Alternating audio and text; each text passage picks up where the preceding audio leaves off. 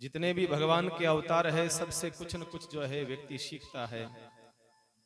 भगवान धरा पर अवतार लेकर के आते हैं, कुछ न कुछ तो व्यक्ति को सिखा के जाते हैं। मैंने कल आप सबसे एक बात कही थी कि रावण के पास सब कुछ था, इतना कुछ था रावण के पास, फिर भी रावण जो है मोह के पास से मुक्त नहीं हो पाया। रावण के पास सब कुछ होने के बाद में अहंकार हो गया, इसलिए रावण का पतन हुआ। राम के पास ऐसा स्वभाव है तो शत्रु को भी भगवान अपने बस में कर सकते हैं। भगवान राम का धैर्य देखिएगा आप, कितना कुछ जीवन में होने के तत्पश्चात भी भगवान राम का धैर्य तटस्थ है।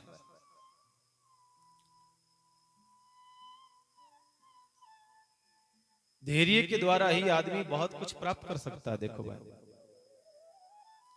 पहला पत्थर उस पहाड़ का जब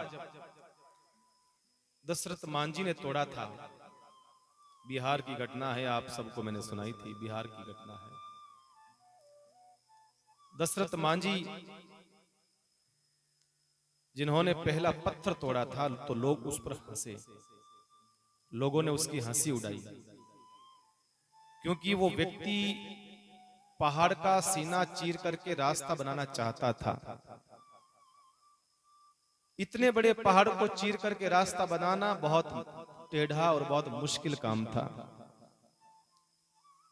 जब पहला पत्थर उसने मारा वहां पर हथियार औजार उस पत्थर पर, तो लोगों ने उसकी हंसी उड़ाई, लेकिन 20 वर्ष तक लगातार उसने चोट करता रहा, चोट करता रहा, तो कहते हैं उसको सफलता मिली। सबरी के पास क्या था? सबरी के पास धैर्य था, और धैर्य परमात्मा का दिया हुआ अद्भुत प्रसाद है हम सबको, अद्भुत प्रसाद। सबरी के पास मात्र धैर्य था, तो भगवान उसके पास में आए और भगवान ने उसको स्वीकार करा। उसके पास गुरु के शब्दों का विश्वास था, गुरु ने आदेश करा था उसको कि राम की प्रतीक्षा कर बैठ, इसलिए भगवत प्राप्ति हुई। जीवन में धैर्य का होना अति आवश्यक है, और धैर्य राम सिखाते हैं बहुत गजब का। अर्जुन के पास क्या था? हम कथा सुनते हैं कि जब महाभारत का युद्ध होने की तैयारी होने लगी, तो दोनों दुर्योधन और अर्जुन भगवान कृष्ण के पास में मांगने के लिए गए, मांगने के लिए गए थे। तो कहते हैं कि अधिकार मांगने का अर्जुन के पास पहले था, लेकिन दुर्योधन ने कहा कि पहले मैं मांगूंगा, क्योंकि दुर्योधन को लगता था कि कहीं वो कृष्ण भगवान की सेना न मांग ले, इसलिए। तो अर्जुन ने कहा भैया तुम मांग लो, और उसने भगवान की सेना मांग ली, कहा मुझे सेना चाहिए आपकी। भगवान का ठीक है अर्जुन तुम्हारे को क्या चाहिए? कहा कि मुझे तो सेना नहीं, मुझे तो आप चाहिए। अर्जुन का धैर्य देखिए आप, धैर्य रखा तो भगवान उसको मिल गए और उसकी विजय हो गई। इसलिए जीवन में ये बहुत बड़ी बात है। आजकल हम लोग मंदिर में भी जाते हैं ना, तो भी हमें धैर्य नहीं होता है। मंदिर में भी चले गए तो भी धक्का मुक्की है। अगर पट मंगल है, अगर पट खुलने की तैयारी है 5-15 मिनट, तो हम रुक नहीं सकते। और आजकल मंदिरों में बड़ी गजब की व्यवस्था है, वीआईपी लाइन, जिसको जल्दी ज्यादा हो तो वो वीआईपी लाइन में खड़े हो जाओ, दर्शन कर लो। अगर भगवान के लिए हमारे पास में धैर्य नहीं है तो फिर मतलब क्या रहा। राम का धैर्य देखिएगा आप।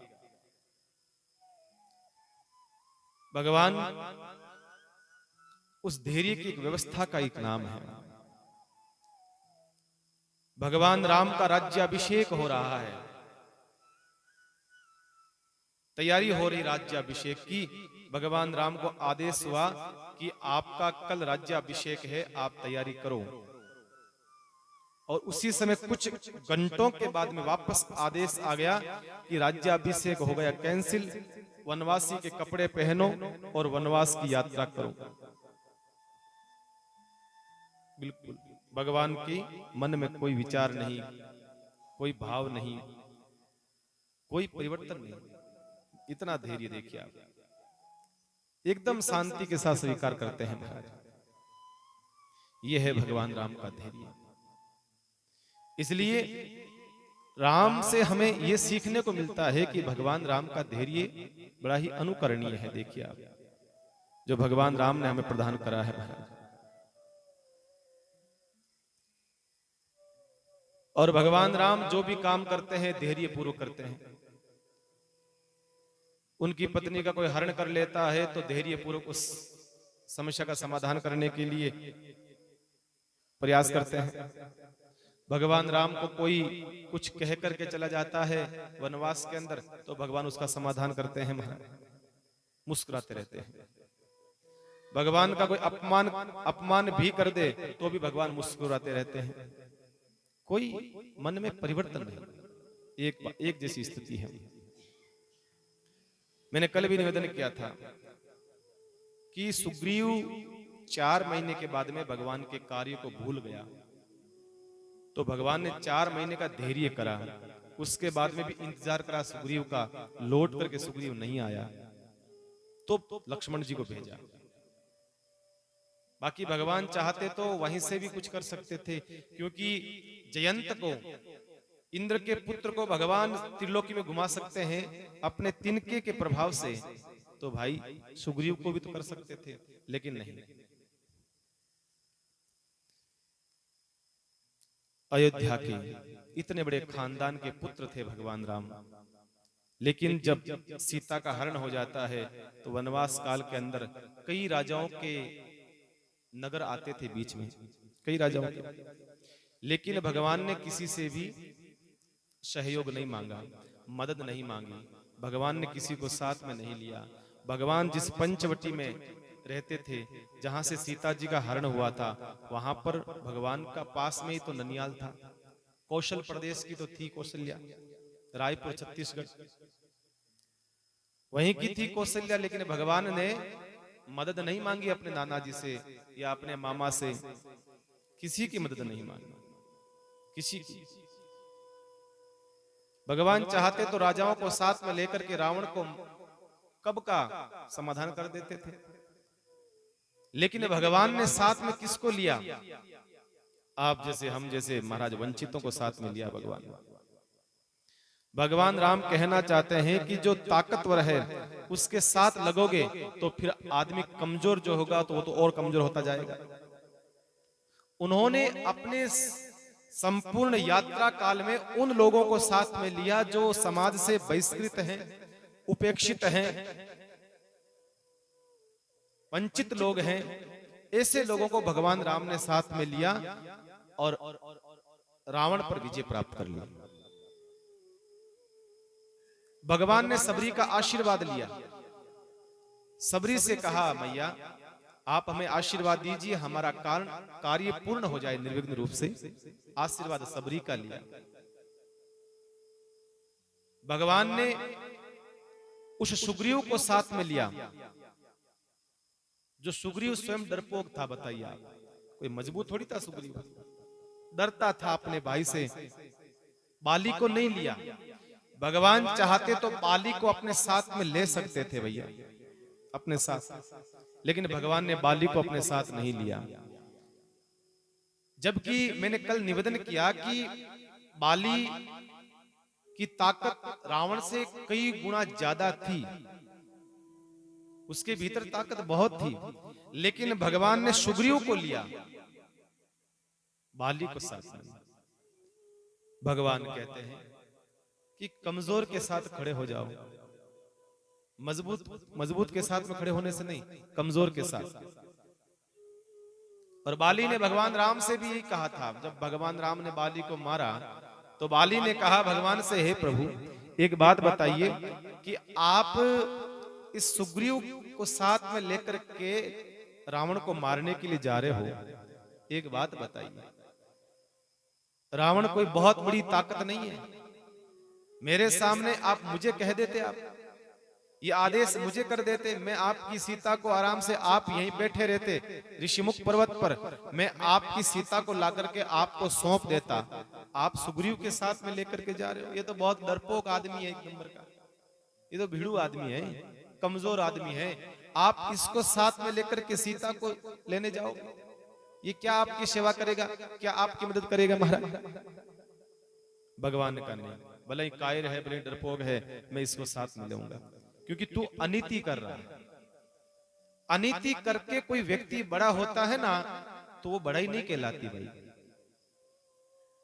अनीति से जो पैसा कमा करके, धन अर्जित करके, किसी को परेशान करके जो व्यक्ति बड़ा बनना चाहता है, कहते हैं उस व्यक्ति का भगवान ने सपोर्ट नहीं करा।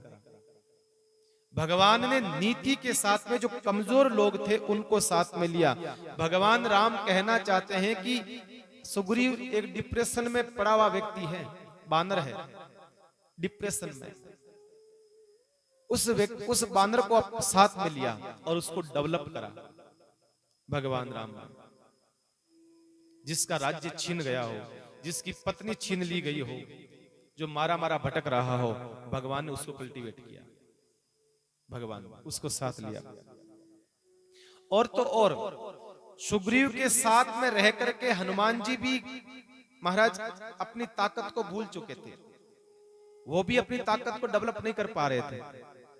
हनुमान जैसा इतना ताकतवर भगवान का भक्त किसका दास बन गया? सुग्रीव का। सुग्रीव की सेवा में रहता है। तो भगवान ने क्या करा, हनुमान को लेने से पहले सुग्रीव को अपने पक्ष में लिया, और सुग्रीव के साथ फिर हनुमान जी भी भगवान राम के पक्ष में आए, भगवान राम का सानिध्य प्राप्त करा। भगवान राम कहना चाहते हैं कि आपके भीतर असीम संभावनाएं भरी पड़ी है। हनुमान जी के माध्यम से कहना चाहते हैं कि हनुमान जी के भीतर क्या था, ताकत बहुत थी। हनुमान जी जितनी ताकत किसी बानर में नहीं थी, किसी बानर में नहीं थी। कहते हैं कि एक बार जब सीता जी को लेकर के राम जी वापस आ गए और राम जी राजा बन गए, सीता जी रानी बन गई, उसके बाद में हनुमान जी महाराज जो है एक बार मां अंजनी के पास में मां से मिलने गए, अंजनी से मिलने गए। जैसे अंजनी मां को प्रणाम करने लगे हनुमान जी, उसी समय अंजनी मां ने मुंह फेर लिया। अंजनी का मुझे तेरा मुंह नहीं देखना, मेरे पास क्यों आया, मुझे तुझसे बात नहीं करनी, मैं तेरे से नाराज हूं। तो हनुमान जी ने एक बात कही, हनुमान जी ने कहा मां एक बात बताओ कि मेरी गलती क्या हो गई जो मुझसे आप नाराज हैं? मैंने ऐसा कौन सा अपराध कर दिया कि आप मुझसे नाराज हो गई हैं? कौन सा गलती करी मैंने, कौन सा अपराध कर दिया? अंजनी ने कहा अपराध, तूने बहुत बड़ा अपराध किया है, तूने भगवान राम का। कहा मैंने क्या अपराध करा? तब अंजनी ने कहा एक बात बता, मैंने तेरे को जन्म इसलिए दिया, तूने मेरे दूध को लज्जित कर दिया, तूने मेरे दूध को जो है बदनाम कर दिया। तब हनुमान जी ने कहा बताओ कैसे? कहा कि भगवान राम ने तुझे भेजा सीता जी का पता लगाने के लिए, तो तू सीता जी को ला नहीं सकता? पता लगाने की आवश्यकता कहां है? तुझे पता है सीता का हरण हो गया है और तू सीता को ला सकता था, क्योंकि तेरे भीतर इतनी ताकत है, इतना तेरे पास में शक्ति है, उस शक्ति का तू प्रयोग करता। हनुमान जी महाराज ने कहा मां अंजनी तुम कैसी बात करती हो, भगवान राम ने मुझे सिर्फ पता लगाने के लिए बोला था कि सीता जी का पता लगा करके आओ। मेरे परमात्मा ने, मेरे भगवान ने मुझे ऐसा नहीं कहा जाकर के सीता जी को लेकर के आ जाओ। अगर भगवान राम आदेश कर देते कि सीता जी को लेकर के आना है, तो रावण, ऐसे अनेक रावण आ जाते, सामने सैकड़ों रावण भी आ जाते, तो तुम्हारे बेटे के सामने टिक नहीं पाते। रावण नहीं बल्कि पूरी लंका को गेंद की तरह उठा करके समुद्र में डालने की ताकत ही हनुमान रखता है। यह हनुमान की ताकत इतनी है। हनुमान जी क्रोध में आ गए, गुस्से में आ गए और कहते हैं पसीना आ गया, तो हनुमान जी ने पसीना पोंछा और एक बहुत बड़ी शीला पड़ी थी महाराज लंबी चौड़ी, उस पर डाला। कहते हैं चट चट करके वो शीला फट गई। इतना ताकतवर, उनका पसीने की बूंद इतनी ताकतवर।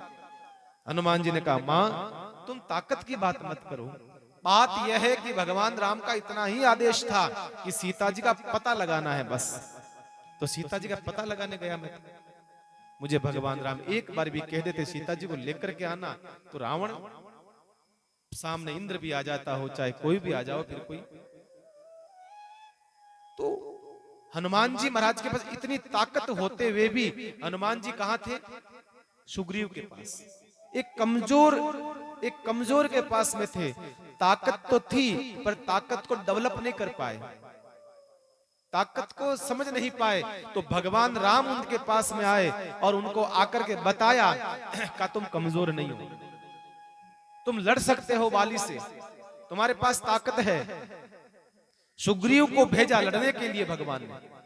बाकी भगवान चाहते तो बाली को वहीं बैठे बैठे मार सकते थे। भगवान ने कहा नहीं, लड़ना तो तुमको ही पड़ेगा, लड़ना तो तुमको ही पड़ेगा। आज हमारी समस्या क्या है? हमारे ऊपर कोई बाधा आती है, कोई संकट आता है, कोई समस्या आती है, तो सीधा भगवान को कहते हैं भगवान ये हो गया, भगवान ये हो गया, भगवान ये हो गया। नहीं, भगवान कहते हैं कि लड़ना तुमको ही पड़ेगा, मैं तुम्हारे पीछे हूं। भगवान ने क्या कहा? अर्जुन से कहा अर्जुन लड़ना तो तेरे को पड़ेगा, युद्ध मैं नहीं करूंगा। भाई साहब बात कह रहा हूं, युद्ध मैं नहीं करूंगा। और सच बताइए पूरा युद्ध कौन कर रहा है? कृष्ण कर रहा है। भगवान की रणनीति देखिएगा, भगवान आपको डेवलप करना चाहते हैं, भगवान आपको आगे रखना चाहते हैं। भगवान कहते हैं कि तुम आगे रहो और संघर्ष करो, तुम आगे रह करके कार्य करो, मैं तुम्हारे पीछे पीछे चल रहा हूं। जब तुम डगमगाने लगोगे, जब तुम घबराने लगोगे, जब तुम निराशा में जाओगे, तब मैं तुम्हारा सपोर्ट करूंगा। और हम लोग क्या करते हैं? सीधा ही भगवान को नहीं। परमात्मा कहता है मैंने तुम्हारे को बुद्धि दी है, मैंने तुम्हारे को विवेक दिया है, मैंने तुम्हारे को शरीर दिया है, मैंने उसके भीतर ताकत दी है, तुम खुद मुकाबला करो पहले। अगर मैं इस प्रकार से करने लगूंगा तो फिर तो संसार सारा आलसी हो जाएगा, फिर मंदिर में कौन जाएगा, फिर ये ध्यान धर्म समाज की सेवा कौन करेगा? भगवान कहते हैं तुम आगे बढ़ो। इसलिए अर्जुन से भगवान ने शाप कहा, अर्जुन युद्ध तुम्हें करना पड़ेगा, मैं तेरे साथ में हूं, मैं तेरे साथ। और पूरा युद्ध अर्जुन ने करा, लेकिन युद्ध के पीछे पूरा हाथ किसका था? भगवान का था, परमात्मा का था। आज किसको मारना है? 18 दिन चला महाभारत का युद्ध, उस 18 दिन में किसको मारना है ये फैसला कौन करता? कृष्ण करता।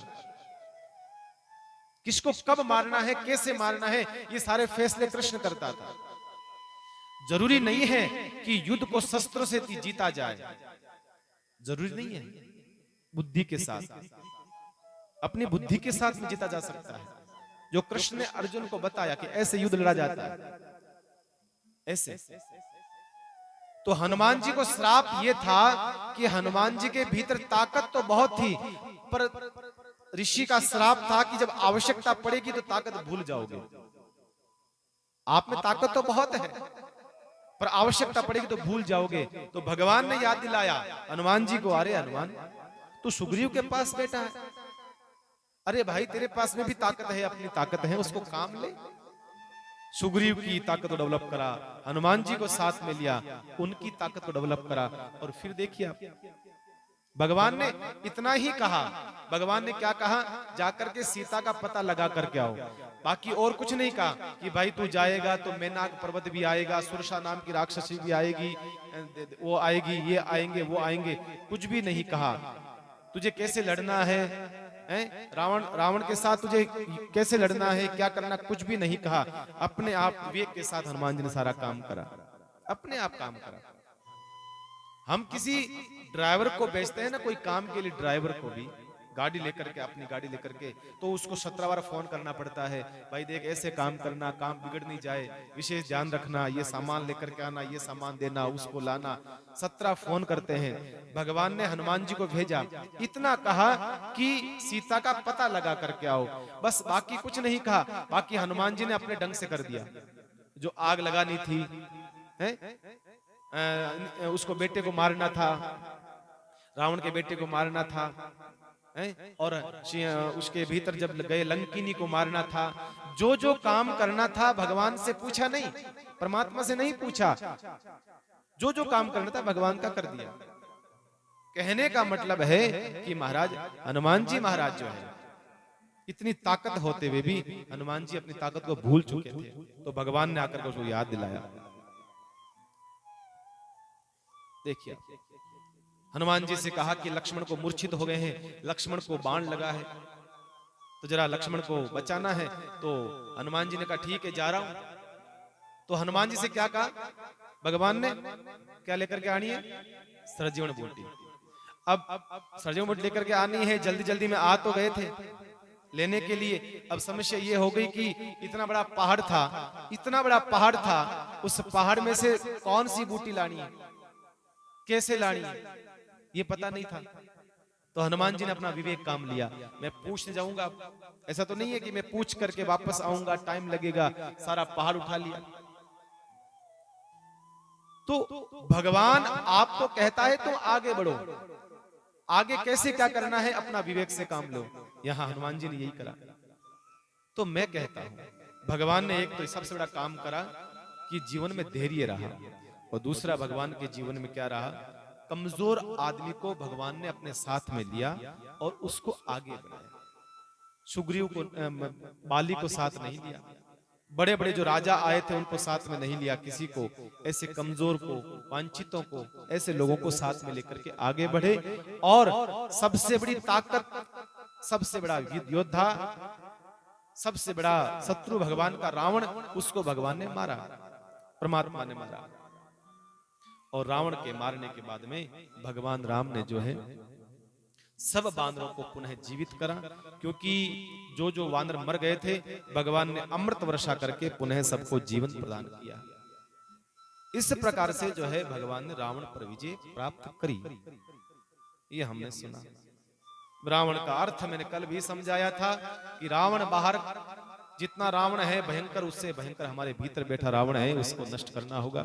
हमारे भीतर काम, क्रोध, मद, लोभ, ईर्ष्या, राग, द्वेष, मद मत्सर का रावण जो बैठा है उसका हमें नाश करना होगा। हमारे भीतर का रावण ज्यादा भयंकर है, इसलिए संत बार बार कहते हैं कि रावण भीतर वाला मारो, बाहर का तो ठीक है, भीतर वाले रावण की आवश्यकता है मारने। इतने वर्षों से हम बाहर के रावण को मारते आ रहे हैं। यहां पर संतों ने कहा है इस प्रकार से भगवान राम जो है रावण को मार करके विभीषण को राज्य प्रदान करा है। विभीषण ने लेने के लिए मना कर दिया, भगवान ने कहा नहीं, जबरदस्ती भाई, हमने तुम्हें राज्य सौंप चुके हैं। तब विभीषण ने कहा महाराज अब राज्य की इच्छा नहीं रही, क्योंकि देखिए भगवत सन्निधि प्राप्त होने के बाद में व्यक्ति को अपने आप स्वतः इच्छाओं से मुक्त हो जाता है। इच्छाओं से, जब भगवत प्राप्ति नहीं थी विभीषण के मन में थोड़ा सा लोभ था, जब भगवत शरणागति हो गई, जब भगवत सन्निधि मिल गई, विभीषण भगवान के शरण में आने के बाद में इतने दिन रहा भगवान के साथ में, तो कहते हैं अब जो है कुछ चाहिए नहीं, उसको मुक्त हो गया। कहना का मतलब होता है कि भगवान से प्रीत होने के बाद में, भगवान से प्रेम होने के बाद में फिर सारी चीज जो है महाराज आदमी से धीरे धीरे संसार की दूर हो जाती है। इसलिए मीरा ने भी यही कहा, मीरा ने अपने शब्दों में यही कहा है कि मेरी जब संसार से प्रीत थी तब तो मुझे कुछ भी पता नहीं, पर जीवन में सदगुरु आया, गुरु आया तो हे मारी तो प्रीतड़ली मारा, सांवरिया से लागी रे, आकर के प्रीत लगाई। मारी तो प्रीतड़ली मार, सांवरिया से लागी रे, मारी तो पीतड़ली मारा सांवरिया से, मारी तो पीतड़ली बाया सांवरिया से लागी रे। मारी तो पीतड़ली माँ सांवरिया सो लागी रे। मारी तो पीतड़ली बाया सांवरिया से लागी रे। सांवरिया से लागी मारा गिरधारी से लागी रे। ए सांवरिया से लागी मारा गिरधारी से लागी रे। सांवरिया से लागी मारा गिरधारी सो लागी रे। सांवरिया से लागी मारा गिरधारी से लागी रे। मारी तो पीतड़ली मार सांवरिया सो लागी रे। मारी तो पीतड़ली बाया सांवरिया सो लागी रे। मारी तो पीतड़ली मार सांवरिया सो लागी रे। मारी तो पीतड़ली बाया सांवरिया सो लागी रे। मीरा ने देखी क्या कहा।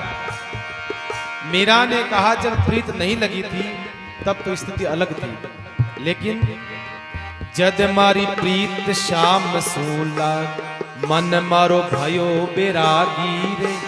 जद मारी प्रीत श्याम सोला मन मारो भयो बेरागी रे। जद मारी प्रीत श्याम सो लागी मन रो भयो विरागी रे।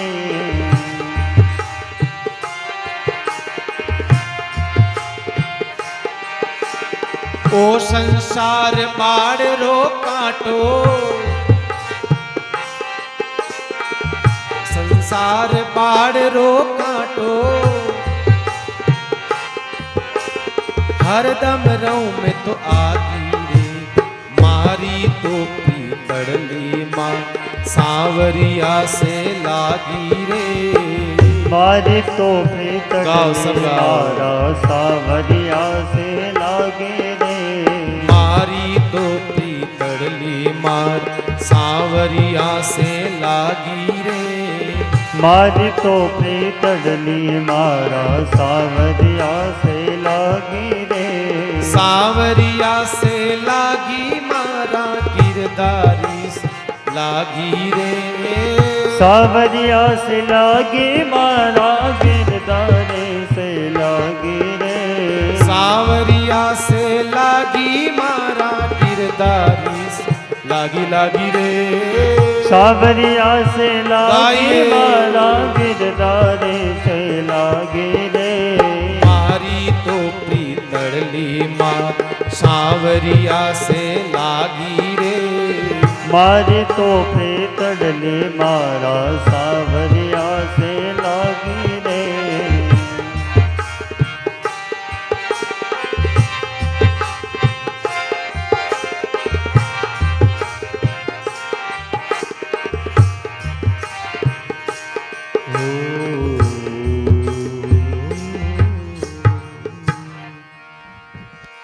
जिस प्रकार से एक बार प्रीत लगने के बाद में मानो मीरा का भाव ही ऐसा है, भक्तों के भाव का दर्शन कराता है कि जिस प्रकार से विभीषण जी महाराज जब भगवान की शरणागति हुए थे तब अलग थे, और अब भगवान आए थे शरणागति तब अलग थे, अब अलग है महाराज। जीवन बदल गया और भगवान से कहने लगे, हे प्रभु अब मुझे राज्य मत दीजिए, आप मुझे आवश्यकता ही नहीं। भगवान ने कहा नहीं, बाकी भगवान चाहते तो राज्य अपना स्वयं ले सकते थे। बाली को मारा, भगवान राज्य ले सकते थे, लेकिन सुग्रीव को दिया। भगवान राम और कृष्ण की देखिएगा आप, भगवान कृष्ण और राम ने यही करा है, जिसका राज्य था उसको लौटाया, स्वयं ने नहीं रखा है, कभी नहीं। बाकी होता अधिकार राजा का हो जाता है, लेकिन स्वयं नहीं लेते हैं, भगवान लौटा देते हैं। विभीषण जी को राज्य सौंपा, और फिर जो है मैंने कल बताया सीता जी का अग्नि के भीतर से वापस पुनः जो स्वरूप है सीता माँ का, वो वापस पुनः बाहर पधारती है। स्नान हुआ है, अग्नि में स्नान हुआ है, क्योंकि असली सीता जी को तो छूने की ताकत भी रावण नहीं रख सकता था। असली सीता जी की छाया को छूने की ताकत भी रावण के भीतर नहीं थी, बिल्कुल ताकत नहीं थी। बस वो तो रावण जो सीता का प्रतिबिंब था मानो, उस प्रतिबिंब को ही छू पाया। और उसमें भी कई रामायणों में आता है कि छुआ भी नहीं था, ये भी प्रसंग आता है। कुछ भी रहा होगा, लेकिन बात इतनी सी है कि सीता जी पुनः लौटती है और भगवान जो है वहां से सब वानरों से कहा, भाई अब अपने अपने ठिकाने जाओ। तब वानर सब रोने लगे। भगवान से कहा, प्रभु एक बात बताइए, इतने महीनों से हम आपके साथ में हैं, कितने महीनों से? क्योंकि काफी महीनों तक भगवान के साथ में वो वानर रहे, तो भगवान से इतना प्रेम हो गया, इतना प्रेम हो गया, कहते हैं कि वानरों की आंखों में आंसू आ गए। भगवान से कहा, प्रभु अब हमको दूर ना करो, अब हमें अपने साथ ले चलो। भगवान ने कहा, अरे भाई तुमको कहां साथ ले जाऊंगा, इतने सारे बानर हैं, 18 पदम बानर, मैं तुम्हें कहां साथ ले जाऊंगा भाई, अपने अपने ठिकाने जाओ।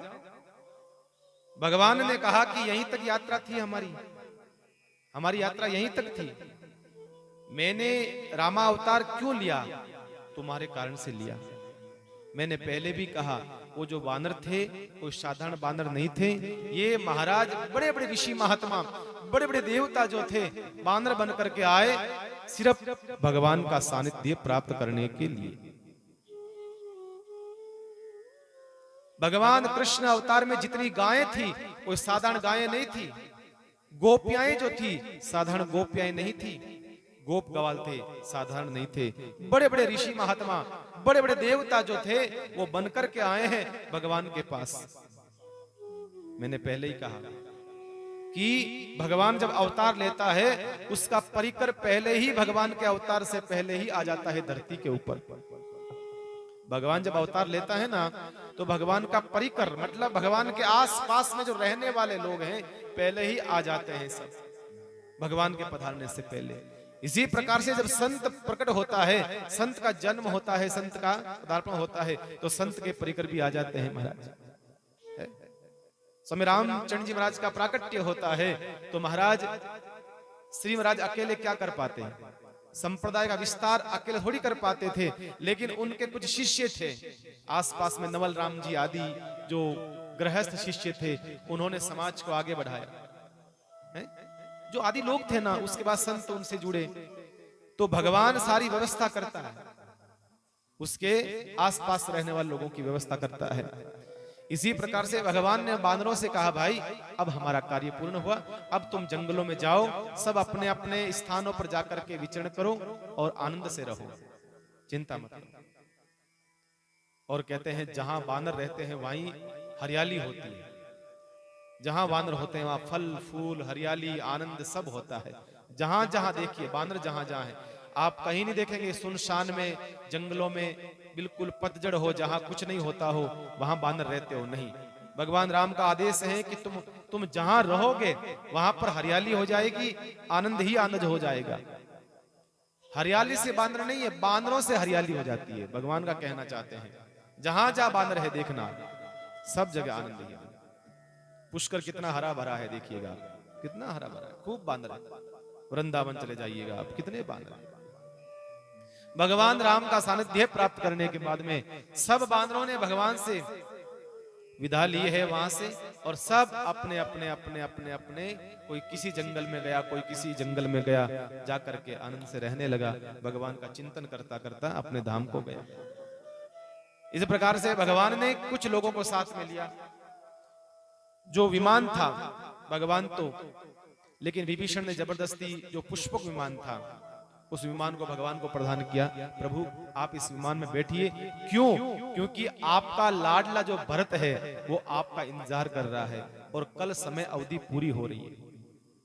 आपका लाडला भरत जो है आपका इंतजार कर रहा है, और महाराज समय अवधि भी पूरी हो रही है। कहीं ऐसा न हो जाए कि आपका लाडला आपके जाने से पहले ही विदा हो जाए, इसलिए महाराज आप मेरी बात मानिए, आप जो है इस पुष्पक विमान को लेकर के पधारिए। भगवान तो नहीं चाहते थे पुष्पक विमान लेकर के जाना, लेकिन जबरदस्ती विभीषण जी महाराज ने जो है पुष्पक विमान प्रदान किया, जो किसका था? कुबेर का। कुबेर से रावण हरण करके लाया था, लेकर के वो भगवान राम ने मुख्य मुख्य बानर है, रीछ है, जामवंत जी है, हनुमान जी है, अंगद जी है, सुग्रीव है, विभीषण जी महाराज है, आदि जो मुख्य मुख्य लोग थे उन सबको साथ में भगवान राम ने कहा भाई चलो।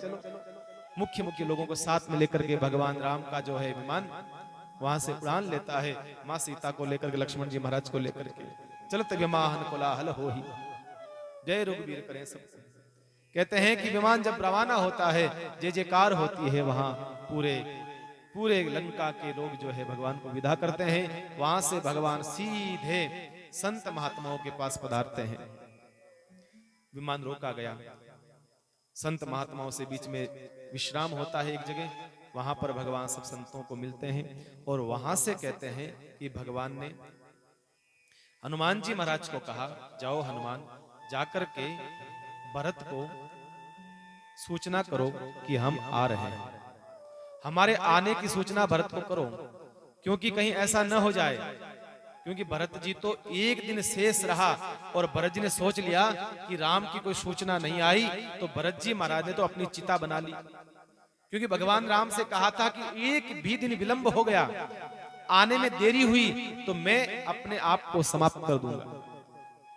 तो हनुमान जी महाराज को रवाना इसलिए करा कि ऐसा न हो जाए कि भरत चला जाए, फिर मेरा अयोध्या जाने का मतलब ही क्या रहेगा।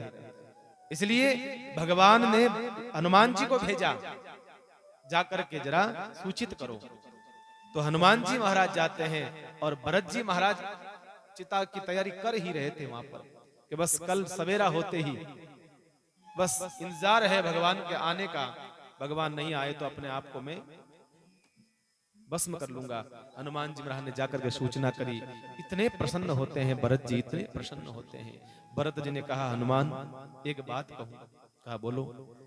कहा कि बस एक बार राम मिल जाए मुझे, मैं राम का दर्शन कर लूं, उसके बाद में तू मेरे प्राण ले लेना, बस उसके बाद में मैं प्राणों को रखना नहीं चाहता हूं, उसके बाद मेरे प्राणों को तू ले ले।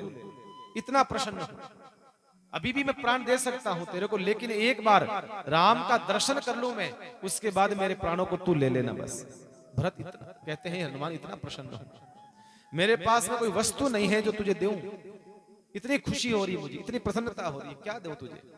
हनुमान जी ने कहा बस कुछ नहीं चाहिए मुझे, तो बस कुछ नहीं, आपका आशीर्वाद। इस प्रकार से कहते हैं हनुमान जी ने भरत जी महाराज को सूचना करी है। देखिए आप, जहां कहीं पर भी भगवान राम से मिलाने का काम है, हनुमान जी महाराज जी करते हैं। सुग्रीव से राम जी को मिलाना, राम जी को सुग्रीव से मिलाना, ये काम किसने करा? हनुमान जी। सीता जी को राम जी से मिलाने का काम हनुमान जी ने करा। यहां भरत जी महाराज को भगवान राम की सूचना देकर के उनको जीवन प्रदान किया है। जहां चाहे ऐसी स्थिति आती है, वहां प्राण दान देना, भगवान कथा सुनाना, भगवान के बारे में वो हनुमान जी ही करते हैं महाराज, आकर के हनुमान जी। इस प्रकार से यहाँ हनुमान जी महाराज ने भरत जी को आनंद विभोर किया। और आगे जब कहते हैं भगवान राम वहां से वापस संत महात्माओं से आज्ञा लेकर के, संतों को प्रणाम करके, ऐसे नहीं कि ऊपर से निकल गए, जितने संत रास्ते मिले थे उन संतों से मिलते गए भगवान, जगह जगह विश्राम करा है। उसके बाद जैसे ही गंगा का तट आता है, गंगा का किनारा आता है, उसी समय फिर रोकने के लिए कहा, विमान को रोकने के लिए कहा। भगवान यहाँ कैसे? कहा कि यहाँ मेरा लाडला भक्त रहता है। कौन है यहाँ? कहा मेरा भक्त है केवट, केवट रहता है। देखिए, छोटे से छोटे व्यक्ति को याद करना कोई भगवान से सीखे, परमात्मा से सीखे। केवट ने भगवान से प्रोमिस करा था, वादा करा था कि भगवान ने कहा बोल केवट क्या चाहिए? तो केवट ने क्या कहा? केवट ने कहा कुछ नहीं चाहिए, बस वापस जब लौट करके आओ तो मैं चाहता हूं कि मेरी नाव से ही आप उस पार जाओ। देना चाहते हो ना? और कुछ नहीं चाहता हूं, मैं चाहता हूं कि जब लौट करके वापस आओ तो मेरी ही नाव में बैठ करके आप वापस गंगा पार करो। भगवान ने कहा ये तो मैं नहीं कह सकता हूं, पर तेरे से मिलकर के जरूर जाऊंगा। और भगवान आज केवट के पास आए हैं। केवट को अब दिखाई देता नहीं है, क्योंकि केवट ने भगवान राम को जब पार किया, गंगा के इस किनारे लेकर के आया, तब से केवट वापस लौट करके अपने घर नहीं गए। क्यों? सोच रहा है कहीं मैं घर जाऊं, कहीं समय वापस लग जाए, राम जी के आने का समय हो जाए और मुझे पता न रहे, ऐसी गलती नहीं। ये केवट का भाव था। केवट इतने वर्षों तक 14 साल तक भगवान के राम के आने का इंतजार करता रहा और उस नाव को पानी से निकाल दिया और निकाल करके बाहर रख दिया। उस नाव की रोज केवट पूजा करता है। क्यों? क्योंकि इसी के द्वारा मुझे भगवत प्राप्ति हो।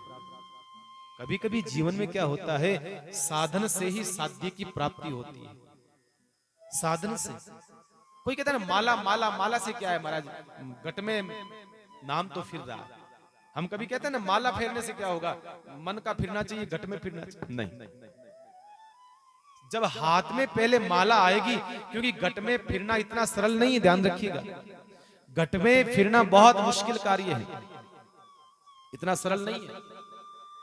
घट में उसका फिरता है कि जिसके कई जन्मों की यात्रा होती है, उसका घट में फिरता है महाराज। इसलिए पहले साधन बताया, माला हाथ में ले आप। पहले माला के द्वारा जरा जाप करो, उसके बाद में धीरे धीरे माला आपके हाथ से छूट जाए, समझना अब घट में फिरना शुरू हो गया। जब माला हाथ में से छूट जाए, समझना अब आवश्यकता नहीं, अब भीतर माला का मियां जो है फिरने लग गया, अब चलने लग गया, अब बाहरी आवश्यकता नहीं है। लेकिन आपको प्रथम जो है, शुरुआत जो है, सीढ़ी चढ़ने के लिए साधन तो चाहिएगा, कुछ न कुछ साधन चाहिएगा। चाहे मंदिर हो, चाहे पूजा हो, चाहे माला हो, चाहे कुछ भी हो, चाहे मंत्र हो, चाहे कुछ भी हो, कुछ न कुछ तो एक साधन आपको लेना ही पड़ेगा। उसके बाद में आपकी यात्रा प्रारंभ हो जाएगी, फिर आपको चिंता नहीं। तो लोग कहते हैं, तो जब भी भगवत प्राप्ति हुई है साध्य की, तो कोई न कोई साधन तो आवश्यक पड़ा ही है। आज केवट सोच रहा है कि जिस नाव में मेरा परमात्मा बैठा है, जिस नाव में मेरे भगवान के चरण पड़ गए एक बार, उस नाव में अब संसार के चरण नहीं पड़ने चाहिए। इसलिए नाव को ही निकाल करके उसने रख दिया गंगा जी के बाहर। रोज सुबह उठता, जिस प्रकार से आप मंदिर में जाते हो, भगवान की पूजा करते हो, आरती करते हो, घंटी बजाते हो, ये करा वो करा, इसी प्रकार से केवट रोज उस नाव की पूजा करता था। कहा तू नहीं होती तो आज भगवान मेरे पास नहीं होते, तेरे होने से परमात्मा है आज, तू नहीं होती। किसी के द्वारा अगर हमें कोई वस्तु मिलती है तो वो व्यक्ति बड़ा प्यारा लगता है, बड़ा अच्छा लगता है, उसके द्वारा हमें तो वो व्यक्ति मिला है। यही बात है। आज केवट इसको जब भगवान मिलने आए तो केवट 14 वर्ष से उधर नहीं गया, इधर ही रहने लग गया। और कहते हैं अब केवट की आंखों से केवट को दिखाई देना बंद हो गया, अब केवट को दिखाई नहीं देता। भगवान के वियोग में इतना रोया है, भगवान की याद में। और भगवान जैसे ही आए हैं, भगवान का कहो केवट अब बताओ तुम्हें क्या चाहिए। उस समय मैं दे नहीं सका, अब मैं जा रहा हूं अयोध्या, अब आदेश करो तुम्हें क्या चाहिए। तब केवट ने क्या मांगा? केवट ने कहा प्रभु अब मुझे कुछ नहीं चाहिए। कहा नहीं कुछ तो दूंगा। भगवान आप देना ही चाहते हो तो इस केवट को और कुछ नहीं चाहिए, बस अब अंतिम शेष जीवन जो है मैं चाहता हूं कि आपके अगर विमान में थोड़ी सी जगह है, सीट एक, तो मेरे को अयोध्या ले चलिए, आधा शेष जीवन बाकी आपके चरणों में वहीं काटूंगा मैं, बस मुझे साथ ले चलिए। भगवान ने केवट को संग लिया है और भगवान वहां से विदा होते हैं। और जैसे ही अयोध्या में सूचना पहुंचती है कि भगवान राम के आने का समय हो गया है महाराज, पूरी अयोध्या में दीप जलाए गए हैं। कौशल्या सुमित्रा मां के कई बड़ी प्रसन्न होती है, भगवान राम के आने का समय हुआ है महाराज। आज भरत जी की तो दशा क्या बताई जाए बंधुओं, भरत जी की प्रसन्नता की तो दशा कौन बता सकता है। सबसे ज्यादा अगर कोई प्रसन्न है तो भरत जी महाराज हैं। भरत से बड़ा कौन हो सकता है, जिस भरत ने भगवान राम के विरह में एक एक पल बिताया हो महाराज, वो भरत बहुत प्रसन्न है। आज पूरे नगर के लोगों ने नए कपड़े पहने, लोगों ने थोड़ा बहुत श्रृंगार किया है, क्योंकि 14 साल में लोगों ने कुछ भी नहीं करा, एकदम जीवन ऐसा जी रहे थे, बिल्कुल भगवान के वियोग में एकदम कर्षकाय हो गए थे, शरीर दुबला पतला हो गया था। आज भगवान के आने की खुशी में सब घरों में रोशनी हुई। इतने सालों में आज दीपक जले हैं, सब घरों में लोगों ने कपड़े नए पहने हैं। आज घरों की सफाई होकर के एकदम सुंदर नगर को सजाया गया है भगवान के आने की खुशी में। आज भरत कहता है प्रभु हे मेरे मालिक, मेरे दिल पर हाथ रखना, तेरी आने की खुशी में कहीं दम निकल न जाए। हे प्रभु कहीं ऐसा न हो जाए। कभी कभी महाराज प्रसन्नता और दुख दोनों घातक होते हैं। दुख जितना घातक होता है प्रसन्नता भी घातक हो जाती है। ज्यादा प्रसन्नता में आदमी को अटेका जाता है, ये भी हो जाता कभी कभी। इसलिए भरत जी कहते हैं हे प्रभु इस प्रसन्नता में मेरे को धैर्य दीजिएगा। और पूरी अयोध्या के लोग सीधे बाहर आते हैं भगवान के स्वागत के लिए। गुरु वशिष्ठ सबसे आगे हैं, हाथों में पूजा की थाली है, हाथों में भगवान के पधारने की आरती के लिए सुंदर दीपक सजा करके तैयार करे हैं महाराज। और भगवान का आगमन होने की उस नगरी की सुंदर महिमा को दर्शन कराया है महाराज।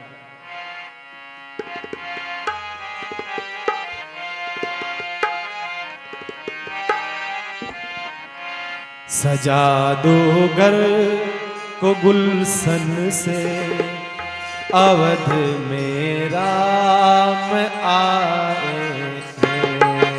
सजा तो गाइए भगवान के आने की सबको प्रसन्नता हो। अवध में राम आए। सजा दो घर को गुलशन सा, अवध में राम आए।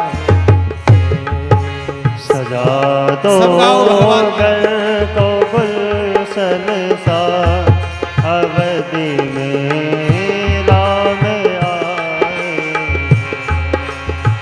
अवध में राम आए हैं, अवध में राम आए। अवधि में राम आए हैं, अवधि में राम आए हैं, अवध में राम आए।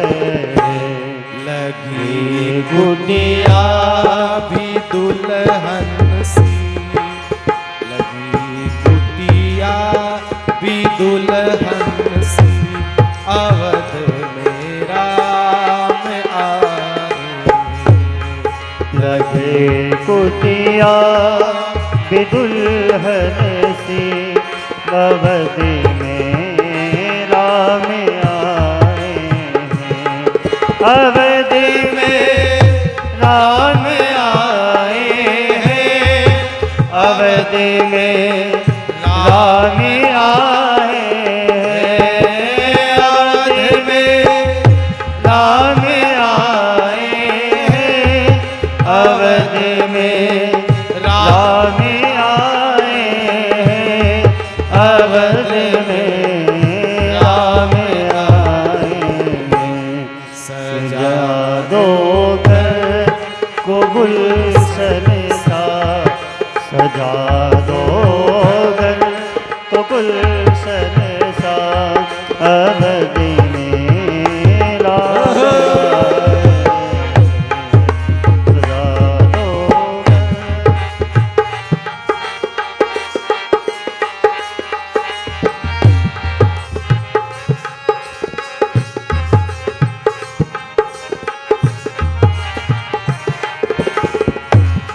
हे पखारो इनके चरणों को, बहा करी प्रेम की गंगा।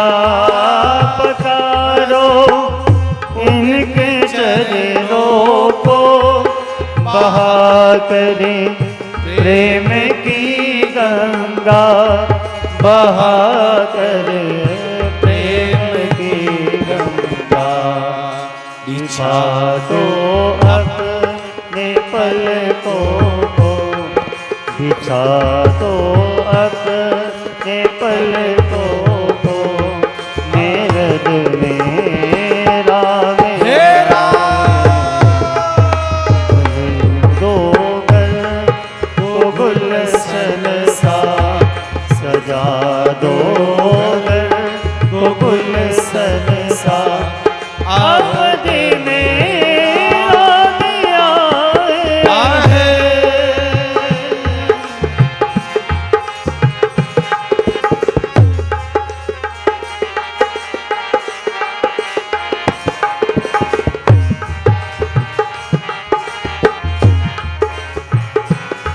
ए अवधि में राम आए हैं, अवधि में राम आए हैं, अवधि में राम आए हैं, अवधि में राम आए हैं, अवध में राम आए हैं। सजा दो घर को गुलशन सा, सजा दो घर को गुलशन सा, अवध में राम आए हैं।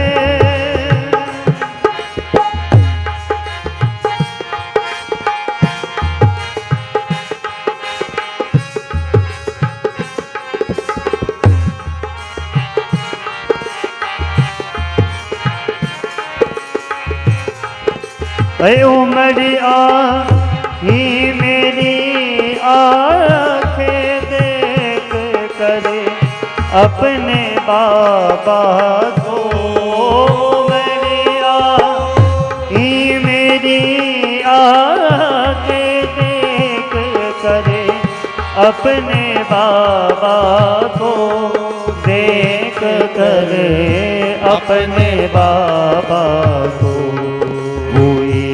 रोशन हुई रोशन मेरी गलिया, हुई रोशन मेरी गलिया, अवध में राम आए, सजा दो घर को गुलशन सा, अवध में राम आए, सजा दो घर को गुलशन सा, अवधि में राम आए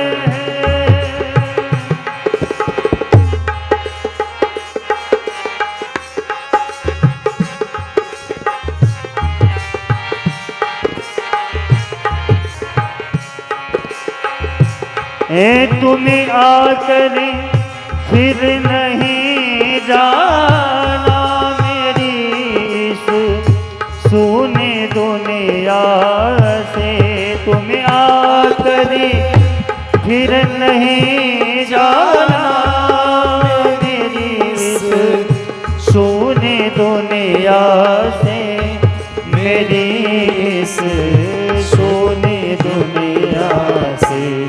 कहूँ हर दम यही सबसे, कहूँ हर दम यही सबसे, अवध में सजा दो घर को गुलशन सा, अवधि में राम आए हैं।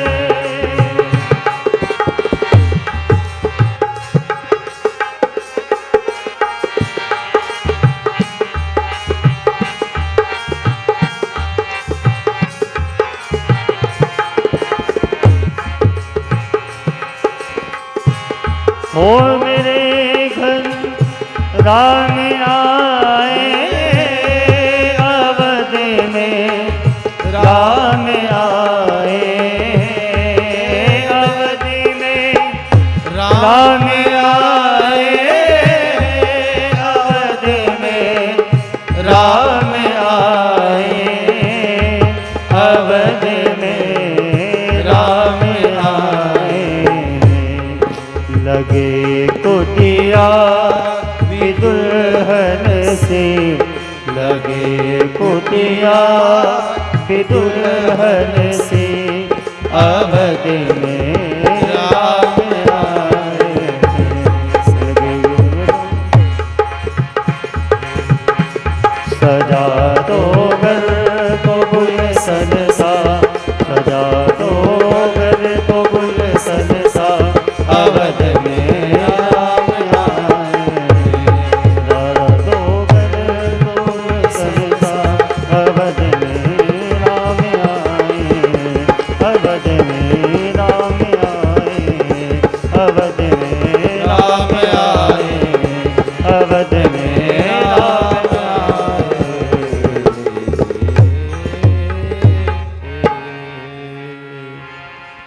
भगवान के राम के आगमन की सूचना प्राप्त करके पूरी अयोध्या बाहर आई है। हाथों में थालियां लेकर के भगवान की आरती उतारने लगी। उसी समय पुष्पक विमान से उतरने भगवान जब लगते हैं, उसी समय भगवान उसको परिक्रमा करवाते हैं। पुष्पक विमान में बैठे हुए सब लोगों से कहा, देखो वो मेरी जन्मभूमि है, वो मेरी मातृभूमि है, मुझे सबसे प्यारी लगती है मेरी मातृभूमि। हे मेरे मित्रों, सबसे प्यारी लगती है। भगवान अपना परिचय कराया मातृभूमि का, ऊपर से परिक्रमा करी है मातृभूमि की, और नीचे उतरते ही सबसे पहले गुरु वशिष्ठ के चरणों में प्रणाम करा। भगवान ने प्रणाम करा वशिष्ठ के चरणों में। उसके बाद में कहते हैं भगवान अपनी माताओं को प्रणाम करके जैसे आगे बढ़े हैं। महाराज भरत पीछे हैं, आगे नहीं, भरत सबसे पीछे है। कहते हैं कि भरत से जब भगवान मिलते हैं, दोनों एक जैसे दिखाई दे रहे हैं, दोनों श्याम कलर है, भरत जी का भी श्याम है, भगवान का भी श्याम है। और 14 वर्ष तक वनवासी जीवन भरत ने भी जी लिया, तो वो भी दुबला पतला हो गया, और राम तो वैसे ही दुबले पतले हो गए थे। वनवासी जीवन जीने से एकदम कृष्ण का शरीर दोनों का, जटाएं दोनों की बड़ी हुई है, वलकल दोनों ने पहने वेले, और श्याम रंग दोनों का है। कोई पहचान नहीं पा रहा है कि राम कौन है, भरत कौन है, कोई नहीं पहचान पा रहा है। कहते हैं भरत महाराज राम जी से जब हृदय से मिलते हैं, भाव विभोर हो जाते हैं। उसके बाद शत्रुघ्न जी मिलते हैं भगवान राम से, और प्रत्येक अयोध्या के व्यक्ति से भगवान मिलते हैं। कहते हैं कि भगवान राम, सब लोग चाहते हैं कि भगवान को गले लगाए हैं, तो भगवान ने ऐसी कृपा कर दी कि भगवान ने जितने रूप, जितने अयोध्या के लोग थे, उतने भगवान ने अपने रूप बनाए, पर कोई लख न पाया, कोई समझ न पाया। सबको लगा कि भगवान मेरे से मिल रहे हैं, भगवान मेरे से मिल रहे हैं। सबको ऐसा लगा कि भगवान तो मेरे साथ में है, भगवान मेरे से मिल रहे हैं, लेकिन आज भगवान सबसे मिल रहे हैं।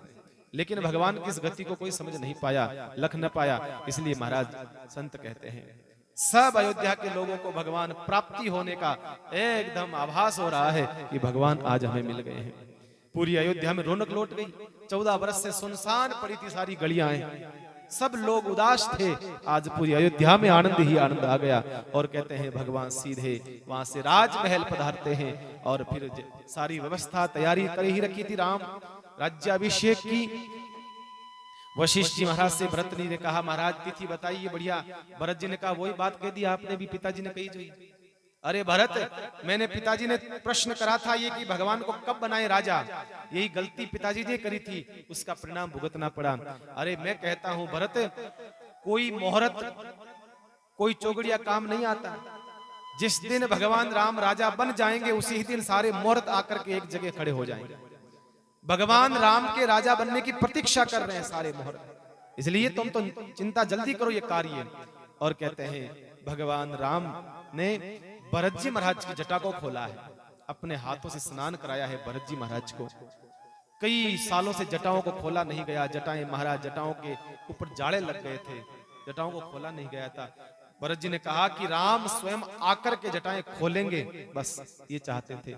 राम जी ने जटाएं खोली है, भरत जी की स्नान कराया है भरत जी महाराज को। एकदम नए कपड़े आदि पहन करके तैयार होते हैं, और सही समय निर्धारित किया गया वशिष्ठ जी महाराज के द्वारा। और उससे पहले पूरे नगर के भीतर जो है भगवान की शोभा यात्रा निकलती है। बहुत ऊंचे स्थान पर भगवान को बिठाया गया, और पूरे नगर के बीच में से भगवान की शोभा यात्रा निकलती है। माँ सीता बैठी है रथ के अंदर, और धूमधाम से जगह जगह भगवान की आरती होती है, माला पहनाई जाती है। उसके बाद में लौट करके भगवान राजमहल में पधारते हैं। राज सिंहासन जो था, जहां भगवान की चरण पादुकाएं विराजमान थी, उन चरण पादुकाओं को हटा करके वशिष्ठ जी महाराज ने भगवान से कहा, विराजिए, आप बैठिए।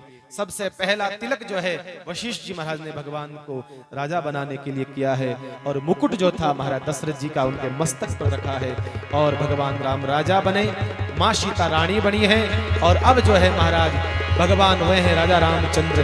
बोलिए श्यावर रामचंद्र भगवान की, संत भगवान की, भक्त भगवान की, अयोध्या धाम की। भगवान राम जैसे ही राजगद्दी पर बैठे हैं, सब देवता आदि भगवान का दर्शन करने के लिए आए हैं। चारों वेद स्वयं ब्राह्मण बन करके, पंडित बन करके भगवान को जो है मंत्र पढ़ रहे हैं। चारों वेद स्वयं आकर के भगवान शंकर अपने कैलाश के धाम को छोड़ करके ब्रह्मा विष्णु महेश सब देवता आकर के वहां खड़े होते हैं और सब ने आकर के भगवान का दर्शन करा है। कोई कोई सेवा कर रहा है, कोई कोई सेवा कर रहा है, सब जगह। कहते हैं कि इस पूरे कार्यक्रम में भरत जी दिखाई नहीं दिए। संतों ने कहा भरत जी दिखाई नहीं दिए, भरत जी कहां चले गए? हनुमान जी ने कहा महाराज भरत जी कहां है? भगवान राम ने कहा यहीं कहीं होगा, देख कहां चला गया भरत। भरत तो मेन पात्र था इस पूरे घटनाक्रम का, कहां है?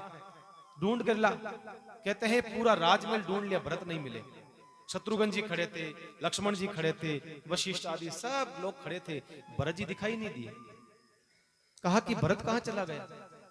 राजमहल ढूंढ लिया, सब जगह ढूंढ लिया, भरत मिला नहीं। भगवान ने कहा चला कहां गया? तब अचानक हनुमान जी की नजर पड़ी पीछे, राज सिंहासन के पीछे जो छत्र होता है ना, छत्र को पकड़ के खड़े हैं भरत जी महाराज।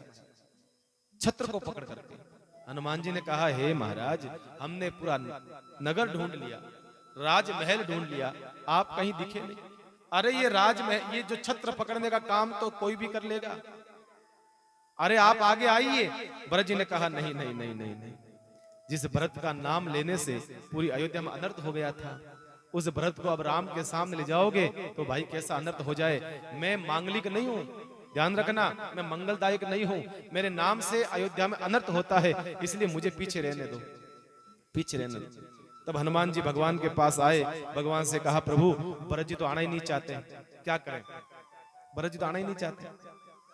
भगवान राम ने कहा कर क्या रहे हैं? कहा कि आपके ऊपर छत्र लगाए हुए हैं। भगवान ने कहा रहने दो, उनको पीछे ही रहने दो। कहा कि क्यों महाराज? भगवान ने कहा मैं चाहता हूं मेरे ऊपर छाया मेरे भरत की रहे, बस मैं ये चाहता हूं, मेरे ऊपर छत्र बना रहे उसका, बस भरत जैसे संत की मेरे ऊपर छाया रहेगी तो मेरा कोई पाल बांका नहीं कर पाएगा। भरत की जगह सही है, पोजीशन बराबर है, भरत एक जगह सही खड़ा है। भगवान स्वयं चाहते हैं कि ये राज सिंहासन भरत की छाया में चले, बस और कुछ नहीं चाहता हूं मैं। इस प्रकार से भगवान चारों भाइयों से इतना प्रेम करते हैं, सबसे प्रेम करते हैं, पर विशेष रूप से भरत के प्रति तो विशेष सहानुभूति है भगवान राम की, बड़ा प्रेम है। इस प्रकार से कहते हैं भगवान राम राजा बने। उसके बाद में उत्तरकांड के अंदर, संपूर्ण उत्तरकांड में ज्यादातर जो है भगवान राम ने अयोध्या की जनता को जो उपदेश करा है उस प्रसंग को लिया गया है।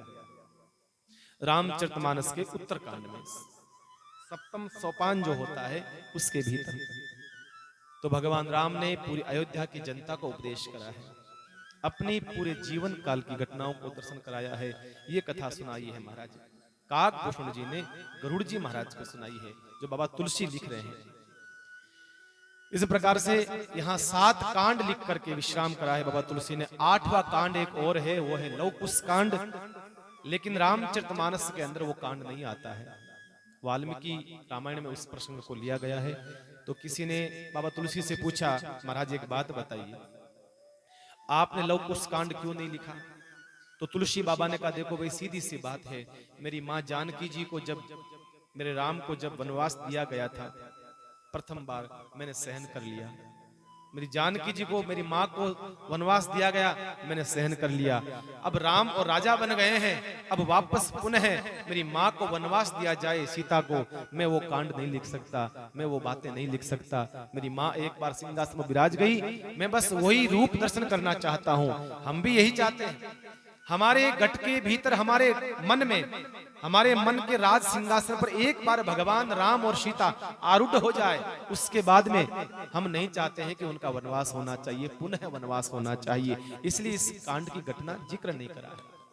बाबा तुलसी ने बड़ी सदी हुई बातें लिखी है, बाबा तुलसी ने बड़ी मोती चुन करके हम लोगों को प्रदान किए हैं। अब भी हम अगर नहीं लेवे तो भैया फिर क्या लो? देखिए आप, बाबा तुलसी ने कई ऐसी बातें हैं जो नहीं लिखी, कई घटना है जो उन्होंने लिखी नहीं। यहाँ पर आप देखते होंगे आप कि लक्ष्मण जी महाराज ने जब गंगा पार हो गए तो सुमंत जी महाराज जब कहा कि वापस लौट चलो, तो लक्ष्मण जी ने कुछ ऐसे शब्द कह दिए दशरथ जी महाराज के लिए जो नहीं कहने चाहिए थे। तो बाबा तुलसी ने वो शब्द नहीं लिखे, इतना ही लिखा कि कुछ शब्द ऐसे बोल दिए जो नहीं बोलने चाहिए। मतलब बहुत कुछ जो है बाबा तुलसी ने वहां से हटा दिया, वो पैराग्राफ हटा दिया, वो पेज ही हटा दिया जहां पर ऐसे शब्द आए हो। और जहां जयंत आता है, जहां पर प्रसंग आता है कि इंद्र का बेटा जयंत जब मां के चरणों में चोंच मारता है, मां के चरणों में चोंच मारता है, ये प्रसंग तो तुलसी ने बताया है। बाकी वाल्मीकि रामायण में पढ़ते हैं तो वो कुछ और बताती है। उस प्रसंग पर मैं जाना नहीं चाहूंगा, उचित नहीं लगता मुझे। तो मैं कहना चाहता हूं कि बाबा तुलसी ने जो है इस कलयुग के आधार पर बहुत प्रसंगों को समेटा है, ऐसे प्रसंगों को समेटा है जहां बोलने की आवश्यकता नहीं है। भगवान की लीला के बारे में बताया है, भगवान से प्रीति हो, भगवान से प्रेम हो, बस वो प्रसंग बाबा तुलसी ने हम लोगों को बताए हैं। किसी को चोट पहुंचे, अपने माता पिता के लिए मैं ऐसे शब्द कैसे लिख सकता हूं, अपनी मां के लिए मैं कैसे लिख सकता हूं। इसलिए बाबा तुलसी हमारे लिए प्रणम्य है। बाबा तुलसी को हम चरणों में प्रणाम करते हैं कि हम सबको इतना बड़ा ग्रंथ प्रदान किया है जो हमारे जीवन के रास्ता को प्रशस्त करता हो महाराज। इसलिए भगवान राम राजा बन गए, अब हमें और क्या चाहिए। ये चातुर्मास की एक विधि है, एक चातुर्मास की एक परंपरा है कि संत 4 महीने के लिए आता है तो वो राम राज्य स्थापित करके जाता है। इसलिए राम राज्य की स्थापना रामचरितमानस में अंत में, चाहे हमने कथा कितनी ही धीरे धीरे चली होगी, लेकिन कल आपने देखा महाराज 180 की स्पीड से कथा गई, आपने देखा था। कोई समझ नहीं पाया कि रावण, कल कोई पूछ रहा था सुबह, महाराज अभी तो आप यहाँ बैठे हो, सबरी के पास बैठे हो, रावण कैसे मारोगे। मैंने कहा उसकी चिंता छोड़ो, आप रावण मारना हमारा काम है, भगवान सब करेगा। तो भाई हमने प्रयास करा कि जितना विस्तार कर पाए हमने विस्तार करा। अब हमें लगा कि अब राम राज्य की स्थापना होना समय पर जरूरी है, तो हमने कई प्रसंगों को समेट लिया और समेट के पतली गली से हम निकल गए महाराज। दूसरा उपाय क्या भैया। इसलिए रावण को मारा, राम को राजा बनाया। तो आज एकादशी के दिन जो है राम राज्य की स्थापना होती है, संत उसके बाद ही विदा लेता है। इस प्रकार से पिछले 4 महीनों से आप लोगों ने बड़ा भाव, आपने बड़ा स्नेह प्रेम के साथ में और बड़ी विनम्रता के साथ में और बड़े ही हृदय की गहराइयों से आप लोगों ने इस कथा को सुना है। मैं निश्चित रूप से मानता हूं कि जरूर आप लोगों के बीच में, आप लोगों के अंदर परिवर्तन आएगा। मैं श्री महाराज से प्रार्थना करता हूं कि आप लोगों के भीतर जो है कथा बैठे, आप लोगों के जीवन को परिवर्तन करे, ऐसी मेरी भगवान से प्रार्थना है। क्योंकि सुन लेना पर्याप्त नहीं है, सुनने के बाद में गुनना बड़ी पर्याप्त है। गुनना जरूरी है, गुनना। जिस दिन गुनने लग जाएंगे तो जीवन में बदलाव आ जाएगा। तो सबसे पहले हमने शुरुआत करी थी मीरा जी के प्रसंग की। मीरा के संपूर्ण जीवन को विस्तार से हमने सुना। श्री राम जी मार साहब कहते रहते हैं महाराज, अब की बार बहुत ज्यादा एकदम, क्योंकि मीरा चरित्र को हम लोग सुन नहीं पाते हैं। मीरा को जितना हमने समझा है उतना नहीं है, मीरा बहुत है। मीरा गहराई में उतरने वाला प्रसंग था। मीरा की 1-2 घटना जानते हैं, जेर पिया, सरफ आया, सरफ का पिटारा आया, ये वाह वो वाह, कुछ घटनाएं हमें पता है मीरा के जीवन में, लेकिन बहुत कुछ घटनाएं संतों से प्राप्त थी तो हमने आपको बताई। तो सबसे पहले शुरुआत चातुर्मास की हमने मीरा चरित्र से करी। 21 दिन तक चली मीरा चरित्र। कितने दिन चला? 21 दिन। वो विश्राम हुआ और हमने क्या, शिव महापुराण की कथा सुनी। 9 दिन तक साहब कथा शिव महापुराण की सुनी। बड़े आनंद के साथ में, बड़े ठाठ के साथ में महिलाओं ने, माताओं ने, बहनों ने बड़े भाव के साथ में, आनंद के साथ कथा कर और बड़ा आनंद आया। उसके बाद में हमने राम कथा को लिया।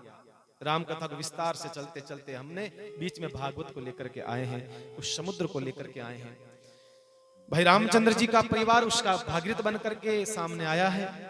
भाई रामचंद्र जी का पूरा परिवार जो है इस वीडियो को उठाया और इस कार्यक्रम को 4 चांद लगाए, इस कार्यक्रम को करवाया भागवत का। बहुत स्मरण में रहने वाले पल हैं। मैं बहुत बहुत इस परिवार के लिए एक बार ताली बजा करके मंगल कामना करवाना चाहूंगा, क्योंकि ये सब कार्य करवाना करना ये सब जो है इनका सामर्थ्य नहीं है, ये भगवत प्रेरणा है। ध्यान रखिएगा, ये भगवत प्रेरणा से होता है। मैंने जबकि नहीं कहा, राजू भैया से नहीं कहा, ने रामचंद्र जी कहा आप कथा करवाओ, नहीं, लेकिन इनके भीतर प्रेरणा हुई अपने आप की कथा हम करवाएंगे। ये कथा हकीकत बताऊं मैं आपको, राज की बात बताऊं, राज की बात, ये कथा जो है शिव पुराण कथा चल रही थी ना, उस समय ही फिक्स हो चुकी थी। आप समझ बताऊं, ये भागवत का राजू भैया ने कह दिया मुझे, महाराज जी ये सेवा हम करेंगे।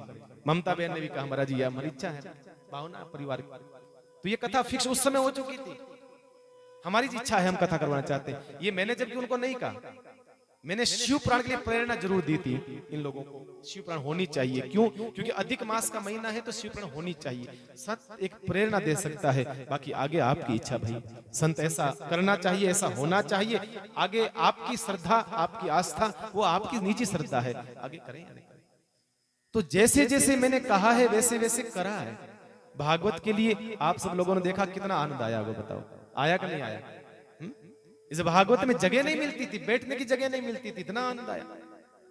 और उसके बाद में राम कथा तो हम विस्तार से सुन ही रहे हैं। हमारा बीच में जन्मदिन का अवसर मेरे राम का आया, तो आपके बच्चे का जन्मदिन जो है आपके परिवार के लोग मनाते होंगे, आपके आस पड़ोस के मनाते होंगे, लेकिन किसी सन्यासी का जन्मदिन पूरा गांव मिलकर के मनाता है, तो वो महाराज याद रखने योग्य है, वो स्मरण रखने योग्य है, वो याद रखने योग्य होता है ना।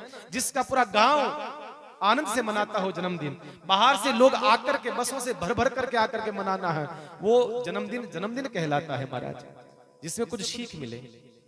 हमने जन्मदिन पर ऐसा कोई काम नहीं करा जो हमारी संस्कृति से हट करके हो। हमने सारा कार्य जो भी करा सुबह से शाम तक जो गतिविधि थी, वो सारी की सारी समाज संस्कृति के लिए बढ़ावा देने वाली थी। हमें ऐसा कार्य करा है और बड़ा आनंद रहा, बड़ा प्रेम से, बड़े भाव से आपने इस आनंद को लूटा। इस आनंद को आपने जितना हो सकता है इस आनंद को लूटा। मैं यही मंगल कामना करता चाहता हूं, इसी प्रकार से इस रामद्वारा में ये आनंद होता रहे बस, और कुछ नहीं। तो मैं मंगल कामना करना चाहता हूं। अब भाई बोलो जितना ही है, समय की अपनी एक सीमा होती है, लेकिन जो रेल मगरा के लिए इस 4 महीने का जो सफर रहा है मेरे राम का, बड़ा ही सुखद रहा है। और मैं आशा करता हूं, देखिए मैंने संतों की कृपा से, गुरुदेव की कृपा से, महापुरुषों की कृपा से जो सीखा है, मैंने आपकी आस्था की थाली में परोसने का प्रयास करा है। लेकिन अगर मेरे में थोड़ी बहुत भी त्रुटि रही होगी तो मैं क्षमा चाहता हूं। क्यों? क्योंकि देखिएगा बंधुओं, जो बोलता है उससे गलती होती ही होती है। मैं मानता हूं कुछ शब्द जो है मेरे कड़वे थे, क्योंकि व्यासपीठ पर बैठने के बाद मैं थोड़ा सा अलग हो जाता हूं। आप मुझे देखते होंगे जब वहां बैठता हूं एक अलग होता हूं, और व्यासपीठ आने के बाद कुछ अलग हो जाता हूं, थोड़ा सा परिवर्तन मेरे अंदर आ जाता है। क्यों? क्योंकि व्यासपीठ है, यहां से जब बोला जाऊं तो मुझे मेरी जिम्मेदारी, बहुत बड़ी जिम्मेदारी बढ़ जाती है। मुझे यहां से बोलना एकदम सत्य सत्य बोलना पड़ता है, तो कुछ शब्द कड़वे रहे होंगे मैं मानता हूं, लेकिन ध्यान रखना कड़वी दवा ही काम करती है महाराज। शरीर को स्वस्थ करने के लिए कड़वी दवा अच्छी रहती है, इसलिए आप लोगों ने उस कड़वी दवा की घूंट को भी पिया है। लेकिन किसी ने आकर के ऐसा नहीं कहा, इतने बुजुर्ग लोग बैठे हैं, बड़े बड़े लोग बैठे हैं, कभी आकर के ये नहीं कहा महाराज ऐसा नहीं, ऐसा कुछ गलत आज तक नहीं बोला। क्यों? क्योंकि उन्होंने इस बात का सम्मान किया। आज राम साई जी हम साथ में जा रहे थे, वहां मिलने के लिए बेरुलाल जी से गए थे। राम साई जी ने भी कहा महाराज मैं निर्गुण को मानने वाली मैं व्यक्ति हूँ, लेकिन कथा में बहुत आनंद आया, फिर भी अच्छा रहा चतुर्मास। वो ये कहना चाहते हैं कि निर्गुण परंपरा हमारी, देखिए परंपरा हमारी निर्गुण परंपरा है, राम से संप्रदाय निर्गुण परंपरा से निकला हुआ है। लेकिन जो आनंद जो हम ले रहे हैं बीच में नृत्य करके या ढोल है आदि है जो भी है, मैं कहना चाहता हूं समय के आधार पर एक आवश्यकता है, इसलिए मैं बदलाव ला रहा हूं बस। आप इसमें कोई अन्यथा मत लीजिएगा, समय की मांग है। अगर ये समय के साथ ये नहीं कर पाओगे तो ये जो संख्या जो आई है ना, धीरे धीरे वो संख्या भी कम हो जाएगी। इसलिए कुछ आप लोगों की बातों को स्वीकार है, कुछ इस आने वाली पीढ़ी की तरफ भी देखना पड़ता है। इसलिए राम साई जी की बात का मैं सम्मान करता हूं, बहुत अच्छी बात कही है उनकी। तो मैं निवेदन कर देना चाहता हूं कि समय के साथ में मैंने जो भी यहाँ कार्यक्रम के अंदर जो कुछ भी ऐड करा है नया, आपने सहर्ष स्वीकार करा, इस समाज ने स्वीकार करा। जो भी कुछ परंपरा, कुछ नए नियम, कुछ भी बदलाव आए हैं तो समाज ने सहर्ष स्वीकार करा है। मुझे अच्छा लगा है कि संत का सम्मान करा, इसलिए मैं बहुत प्रसन्न हूँ। में बहुत अच्छा लगा, आप लोगों से स्नेह मिला। और भाई रामचंद्र जी से तो विशेष प्रेम रहा है बड़ा। पहले पता नहीं, कभी हमारा कम ही मिलना होता था, तो मुझे पता नहीं था कि इनका कैसा व्यक्तित्व है। जब आदमी के साथ जब जीते हो तो मालूम चलता है कि आदमी कैसा है, जब आदमी के साथ बैठते हो तो मालूम चलता है कि आदमी कैसा है। इसलिए पिछले 4 महीने से रामचंद्र जी के साथ में हम बैठे हैं, हमने जीवन जिया है 4 महीने का, तो बड़ा अच्छा लगा। कल भी निवेदन कर रहे थे कि महाराज आते रहना, पधारते रहना। संत देखिएगा बंधुओं, संत जहां प्रेम होता है वहां संत सौते चले जाता है, बोलने की जरूरत नहीं है। इसलिए रामचंद्र जी मैं तो यही कहना चाहता हूं कि ये प्रेम जो है आपका, बस मैं यही कहना चाहता हूं, ये वादा है हमारा कि जब भी ऐसा कोई योग बनेगा इधर आने का अवश्य हम लगे। आज से हमारा, आज से अपना वादा रहा, हम मिलेंगे हरि के मोड़ पर। आज से अपना वादा रहा, हम मिलेंगे हरि के मोड़ पर। दिल की दुनिया बसाएंगे, गम की दुनिया को छोड़कर। ये हमारा वादा है। और आपके लोगों का जो प्रेम है महाराज, जो आंखों के भीतर वो भावनाएं दिख रही है, इन आंखों का हंसना क्या, जिन आंखों में पानी ना हो। इन आंखों का हंसना क्या, जिन आंखों में पानी ना हो। ये जवानी जवानी नहीं जिसकी कोई कहानी ना हो। जिंदगी की ना टूटे लड़ी, प्रेम कर लो घड़ी तो घड़ी। लाख गहरा हो सागर तो कहाँ क्या, प्रेम से कुछ गहरा नहीं है। लाख गहरा हो सागर तो क्या, प्रेम से कुछ गहरा नहीं। दिल की दुनिया दिल की दीवानी हो बोझ को, आसमान का पहरा नहीं। आसमान का पहरा नहीं। इसलिए ये जो प्रेम, ये जो स्नेह है आप सब माताओं का, बहनों का, भाइयों का, सब के प्रति अत्यधिक मिलावा समय के लिए मंगल कामना है, शब्द नहीं है। इसलिए मैं सबसे पहले संपूर्ण समाज के लिए निवेदन करना चाहूँगा कि इसी प्रकार से आप लोग जुड़े हुए रहें, बड़े प्रेम के साथ रहें, बड़े स्नेह के साथ आप लोग भाई भाई में प्रेम रहे, आप सब जेठानी में प्रेम बना रहे। संत तो जाते जाते यही शुभाशीष करता है, देता है कि भाई आपका स्नेह बना रहे, बस और कुछ नहीं।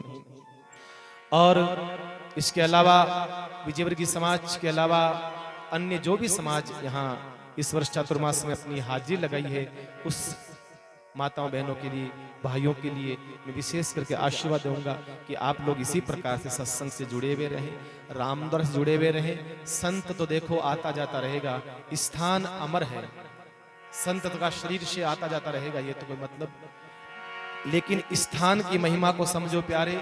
स्थान से जुड़े हुए रहोगे तो महाराज जो है आपकी बेड़ा पार हो जाएगा, आपकी नैया पार हो जाएगी। इस प्रकार से हमारे ढोलक पर भैया कान्हा, इनका जो प्रेम मिला है, क्योंकि हर चतुर्मास पिछले कई वर्षों से मैं लगभग 7-8 सालों से चतुर्मास करता आ रहा हूँ, ढोलक के साथ में ही होता रहा है। तो राजू भैया से मैंने पहले कहा समस्या, मैंने ये कहा भैया समस्या ये आएगी, मुझे ढोलक वाला चाहिएगा, लेकिन हमारी बात को स्वीकार करा राजू ने, भैया ने कहा हाँ महाराज जी ठीक है। तो ये व्यवस्था भी आप लोगों ने करवाई है, इसके लिए धन्यवाद है, क्योंकि आज तक ऐसी व्यवस्था हुई नहीं है भाई, इसलिए थोड़ा सा अलग लगा होगा आप लोगों को। लेकिन हमारी थोड़ी सी क्या मारवाड़ के संतों की थोड़ी सी सत्संग आदि क्षेत्र जो है हमारा ऐसा ही है, रात दिन सत्संग। तो इसलिए आप लोगों ने उसको भी स्वीकार करा है, इसलिए बहुत बहुत मैं सम्मान करता हूं इस चीज के लिए। भैया कान्हा के लिए एक बार आप सब ताली बजा करके इस कान्हा के लिए। मैं जहां डगमगाता हूं वहां आकर के कान्हा हमें जरा सही करता है, हमारी डगमगाहट को पूरा करता है, क्योंकि मैं इतना कंप्लीट नहीं हूं भजनों के अंदर, लेकिन कान्हा ने सब भजनों को मेरे साथ में ताल से ताल बना करके, सुर से सुर मिला करके हमारे को संभाला है। इसलिए कान्हा के लिए मैं बहुत बहुत आशीर्वाद व्यासपीठ से करता हूं। और उसके बाद में हमारे यहाँ जो सेवा रतन आया, क्या रतन नहीं आया? रतन ने जो सेवा करी है, देखो उसको कैसे बोल सकता हूँ भाई, है? भाई जिसने सुबह जल्दी आ जाता था और जो सेवा करी है, उस रतन के लिए बहुत बहुत मंगल कामना करता हूँ। मेरे राम का शिष्य है वो, उसका पूरा परिवार मेरे राम का शिष्य बना, गुरुमंत्र लिया उसने, उसकी पत्नी, उसके बच्चे, उसका पूरा परिवार मेरे से गुरुमंत्र लिया है। तो मैं उस शिष्य के लिए मंगल कामना करता हूँ। शिष्य होने के नाते मैं कहना चाहता हूँ उसको, बहुत सुंदर सेवा उसने प्रदान करी है, खूब सेवा करी है, रामद्वारा की सेवा करी है। इसी प्रकार से वो सेवा करता रहे। और समाज के प्रत्येक नागरिक के प्रति, यहाँ जितने भक्त बैठे हैं, उन प्रत्येक भक्तों के लिए मैं आशीर्वाद करता हूँ। किसी एक का नाम कैसे लूं भाई मैं, क्योंकि सबका प्रेम मिला है, तो सबको मैं कहना चाहता हूँ, प्रोक्ष अप्रोक्ष रूप से सबके लिए मैं आशीर्वाद देना चाहता हूँ, सबके लिए। लेकिन समय समय पर जो संतों को याद करते हैं, समय के ऊपर, समय समय पर, इसलिए भाई रामचंद्र जी को मैं विशेष आशीर्वाद के लिए कहूंगा। एक बार ताली बजा करके भाई रामचंद्र जी के लिए मंगल कामना करें। आप स्वस्थ रहे रामचंद्र जी, इसी प्रकार से आप जो है संतों को बुलाते रहें और आगे से आगे जो है आनंद लेते रहें। हम तो क्या है भाई, देखो हमारी यात्रा तो, हमारा सफर तो यहीं तक था, अब हम तो यहाँ से विदा होने की तैयारी है। आप सबको भी साथ ले जाएंगे, जिनका ज्यादा प्रेम है वो सब 28 को सुबह तैयार हो जाना साथ में चलने के लिए। तो आइए, हम भी पंछी हैं, आप भी पंछी हैं, सब उड़ना ही है सबको। हम जाने वाले पंछी मत हमसे प्रीत लगाना रे, हम जाने वाले पंछी, हम जाने वाले पंछी मत हमसे प्रीत लगाना रे, हम जाने वाले पंछी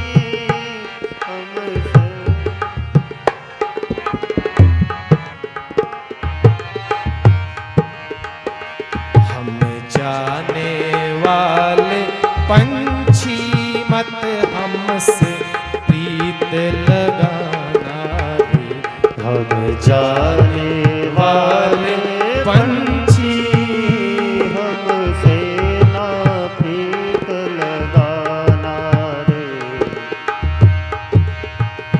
हमसे मत प्रीत लगाना रे, हमसे मत प्रीत लगाना रे, हमसे मत प्रीत लगाना रे, हमसे मत प्रीत लगाना रे, हम जाने वाले पंछी मत हमसे प्रीत लगाना रे, हम जाने वाले पंछी हमसे ना प्रीत लगाना।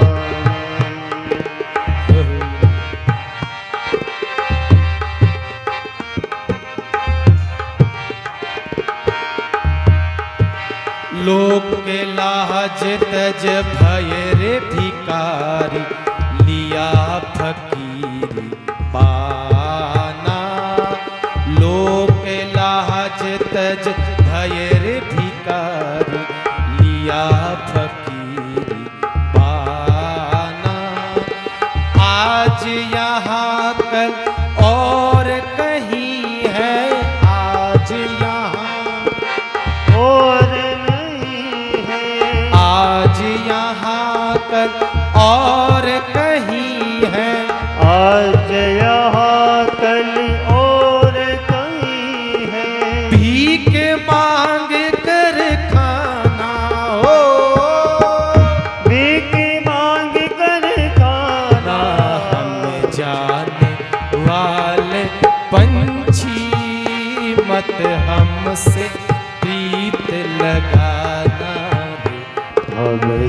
जाने वाले पंछी हमसे ना प्रीत लगाना। हम जाने वाले पंछी मत हमसे प्रीत लगाना रे। हमें जाने वाले पंछी हमें सेना प्रीत लगाना रे। हम जाने वाले पंछी।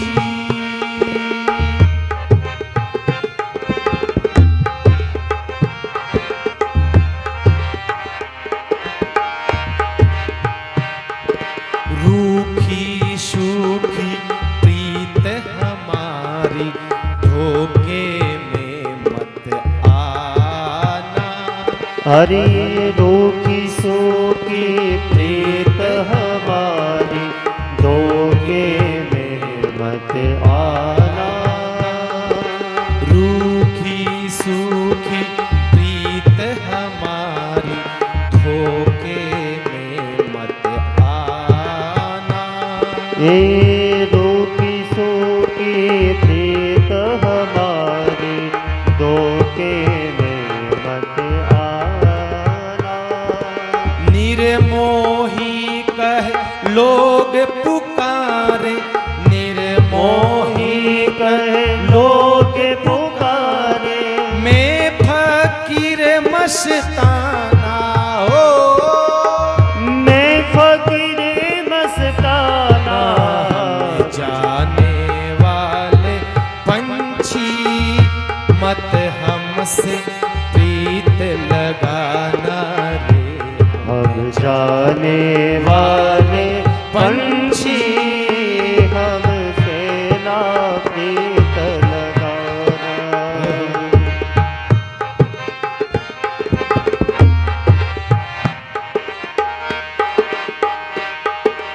परम पुरुष की यही है विदाई, आखिर यहाँ से जाना। हे परम पुरुष की यही है विदाई, आखिर यहाँ से जाना। परम पुरुष की यही है विदाई, आखिर यहाँ से जाना। परम पुरुष की यही है विदाई, आखिर यहाँ से जाना। कह कभी प्रेम से मिलियो, कह कबीर प्रेम से मिलियो, कह कबीर प्रेम से मिलियो। कहे कबीर प्रेम से मिलियो। कल का कौन ठिकाना हो, कल का कौन ठिकाना। हम जाने वाले पंछी मत हमसे प्रीत लगाना रे। हम जाने वाले पंछी हमसे ना प्रीत लगाना। हम जाने वाले पंछी मत हमसे प्रीत गाना रे। हमें जाने वाले पंछी हमसे ना प्रीत लगाना। मत हमसे प्रीत लगाना। मत हमसे प्रीत लगाना रे। हम जाने वाले पंछी मत हमसे प्रीत लगाना रे। हम जाने वाले पंछी मत हमसे प्रीत लगाना रे। हम जाने वाले पंछी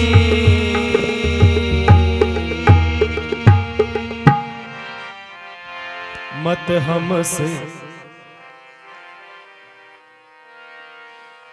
हमसे प्रीत लगाना।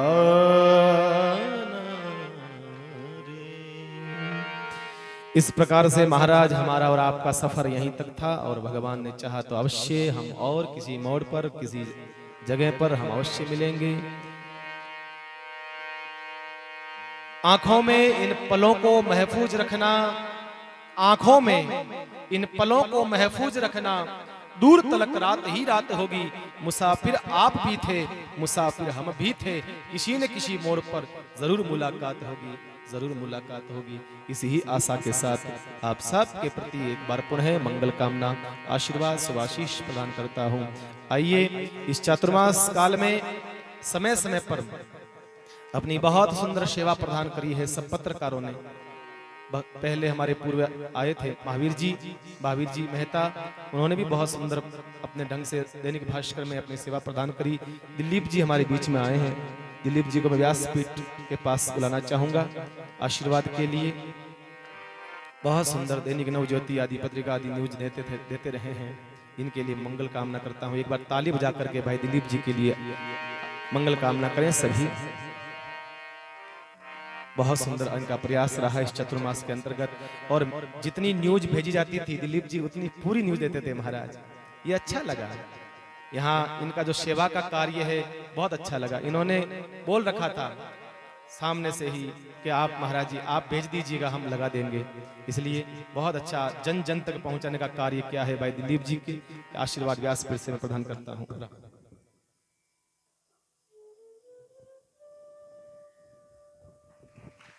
कई बार बुलाने के बाद आज आए हैं, बाकी आते ही नहीं। पहले भी भागवत में भी याद करा था इनको मैंने, लेकिन सम्मान की लगता है इनको चाहना नहीं है, ये नहीं चाहते कि सम्मान हो हमारा, ये कार्य पर विश्वास करते हैं। इसलिए बहुत बहुत आभार। यहाँ जितने बड़े